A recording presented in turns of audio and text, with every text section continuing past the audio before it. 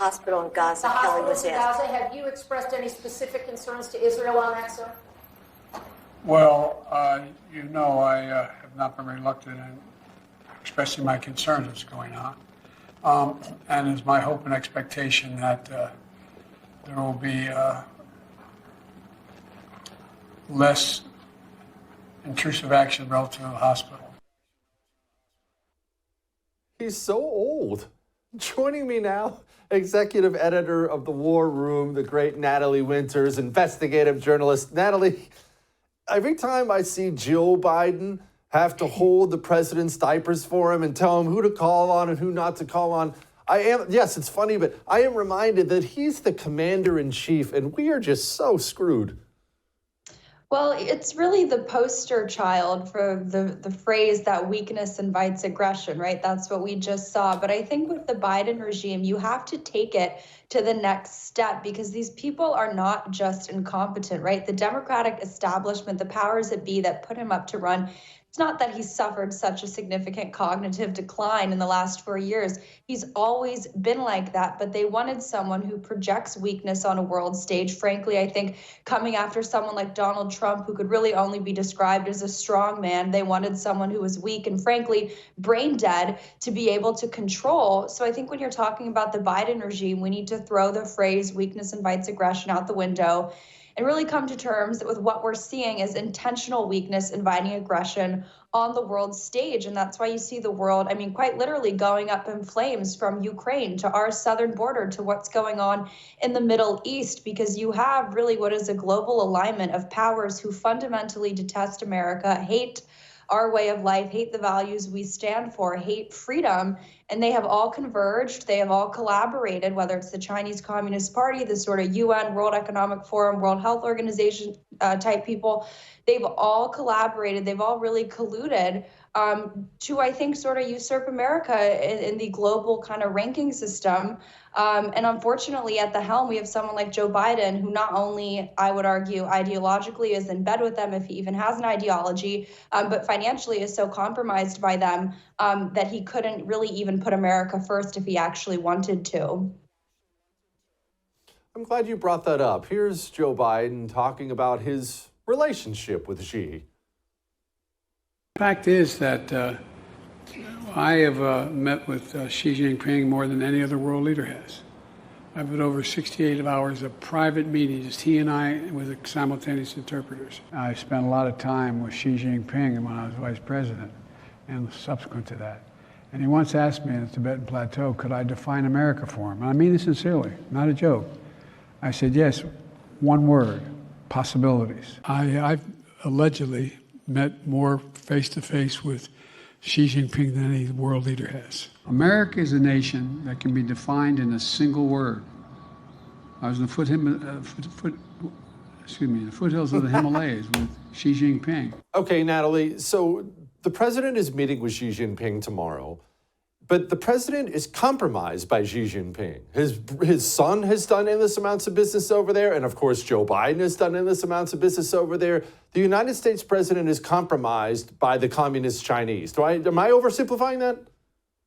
No, you're exactly right. And I think it's a very weird flex coming from Joe Biden to brag about how many private hours of meetings he's held with Xi Jinping, because there almost seems to be a direct correlation where every time Joe Biden comes out of those meetings, Hunter Biden seems to get some very lucrative business deal, if not money wired directly into his bank account, which then, through a couple people and intermediaries, ultimately somehow ends up in Joe Biden's hands. Look no further than back when Joe Biden was vice president. The firm that is BHR Partners was literally created to the tune of $1.5 billion of joint investment between Hunter Biden and the state-owned Bank of China. I think less than 2 weeks after Joe Biden returned from his kind of vice presidential party trip soiree across China, where Hunter Biden joined him at taxpayer expense with Secret Service detailing. So he couldn't even be America first if he wanted to, from the financial compromise. But also, make no mistake,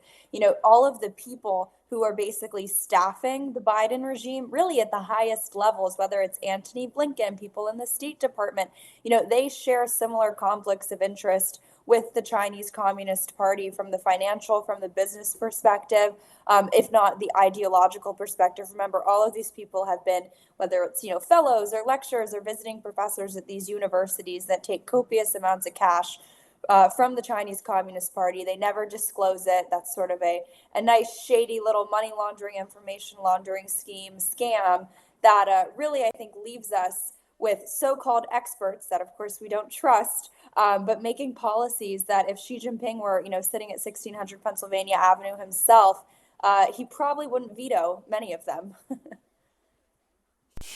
Okay, actually, can you nail on something you were just talking about for a second? Antony Blinken, being as how he is the head of America's State Department, what's his conflict of interest? Sure. So on the Chinese Communist Party front, it's really interesting. West Exec Advisors, which was his consulting firm that he founded, actually used to work. They've, of course, scrubbed the website, scrubbed all of this information, but used to consult on behalf of universities in America, courting financial investment donations, that's the euphemistic term, from foreign countries, predominantly, you guessed it, China. And one of his clients was actually the University of Pennsylvania. Of course, curious when you have Joe Biden hiding documents, finding classified documents there. And Blinken was also very involved with the Penn China Biden Center. But Blinken also, his financial compromise, even if you take away the Chinese Communist Party element, West Exec Advisors, since he departed and started working in the federal government, has actually been consulting on behalf of a lot of Fortune 500 companies, specifically with regard to how they should approach doing business in Ukraine. And the co-founder, Michelle Flournoy, believe it or not, is actually part of what's called the Kyiv Security Protocol, which is a working group that has written letters and, believe it or not, already called for a multi-decade approach to sending foreign aid to Ukraine. So they're on all sides of the trade. They don't discriminate which countries they take their money from. Oh, good. Oh, good. It's one big happy family. Speaking of one big happy Ukraine family, Tim Scott is no longer running for president. Not that he ever really was, but he did use his final debate performance to pitch for that country he loves so much. We should make sure that the President of the United States states what is America's national vital interest in Ukraine. It is actually in degrading the Russian military. We've been very effective using our resources and our weaponry and the incredibly high price of Ukrainian blood to achieve that objective.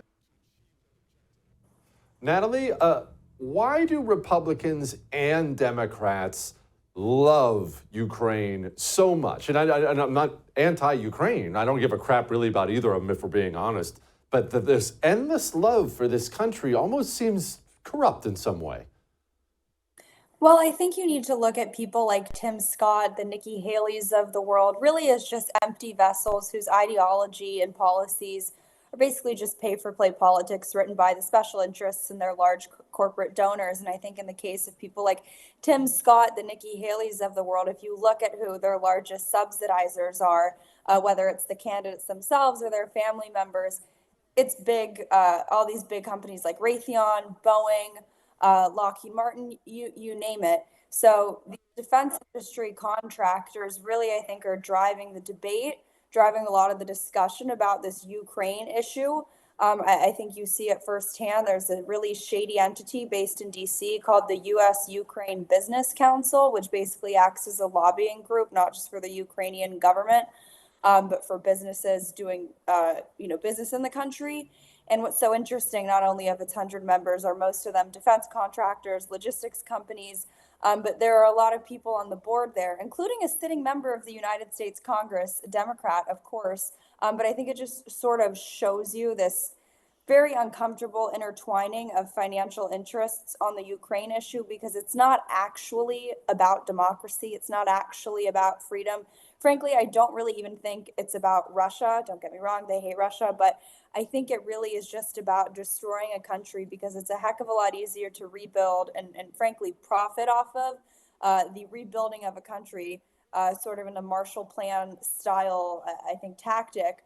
But in order to do that, you have to destroy the country first. So that's why these voices, I think, are so opposed to peace talks, are so opposed to negotiations. And frankly, a lot of the discussion that you hear in the mainstream media, in some cases, there are op-eds being written that quite literally call peace talks counterproductive and negotiating counterproductive. That's a direct quote from, I believe, New York Times op-ed.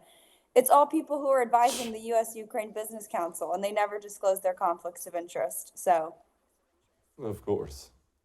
Natalie, thank you. Come back soon. Yeah.